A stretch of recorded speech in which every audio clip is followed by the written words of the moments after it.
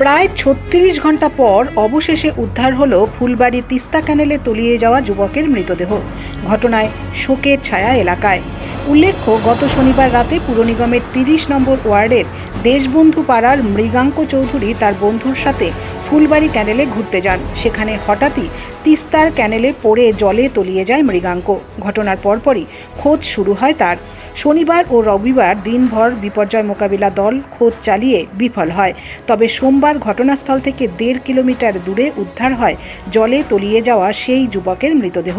দেহ উদ্ধারের পরপরই এলাকায় শোকের ছায়া নেমে এসেছে।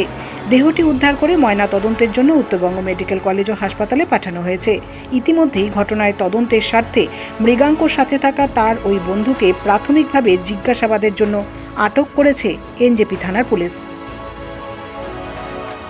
বাবা ভোটের সময় ডিউটি করতে গিয়ে ফিট হয়ে গেল। আমার ছেলেকে প্রোগ্রামে গেছে মিন্টে, ওখানে ফোন করলো। আমার ছেলে গিটার ওখানে রেখে চলে গেল মিন্টে থেকে রাজগঞ্জের সাথে। ও ছেলে পেটের ব্যথায় দাপড়াদাপড়ি নার্সিংহোমে ও গিয়ে রাত্রি থাকলো, 2 রাত্রি থাকলো। তারপরে আমাদের অভিযোগ, আমরা তো বুঝতে পারছি না ওর সাথে আসছিল। ও বলে আমাকে বলতো ডিস্ট্রিক্ট সরকার নাকি জানে। এবার আমার ছেলেটা বলে বাচ্চার জন্য এরকম করছে অনেক।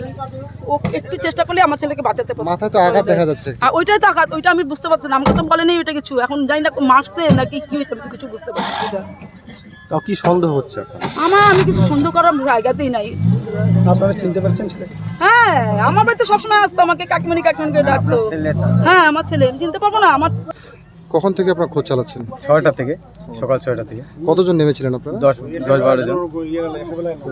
পুলিশ প্রশাসনের তরফ থেকে তো ডিজাস্টার ম্যানেজমেন্টের গ্রুপে এবং স্পিড বোট নামানো হয়েছিল, তা সত্ত্বেও কোনো খোঁজ মেলেনি। খোঁজ মেলেনি। আপনার এলাকাবাসীরা নেমেছেন, তো কি বলবেন এই নিয়ে?